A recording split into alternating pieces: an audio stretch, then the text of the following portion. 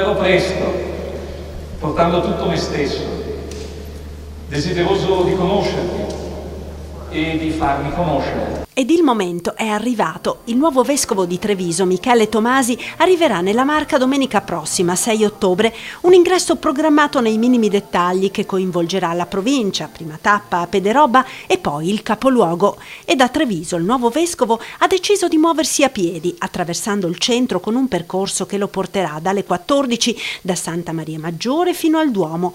La processione, tra due ali di fedeli che si prevede arrivino da tutta la diocesi, attraverserà via Carlo Alberto, San Leonardo, via Martiri della Libertà, per passare poi in Piazza dei Signori e lungo il Calmaggiore. Al termine del Calmaggiore, accanto al Battistero, è previsto lo scambio di saluti con le autorità cittadine. Dopodiché il vescovo Tomasi proseguirà verso il Duomo per la messa solenne che sarà celebrata alle 16.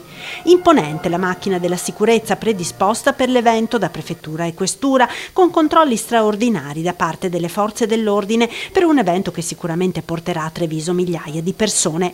Solo 1000, munite di pass autorizzato dalla Curia, potranno entrare in cattedrale. Gli altri fedeli potranno assistere alla cerimonia dal maxi schermo allestito in Piazza Duomo.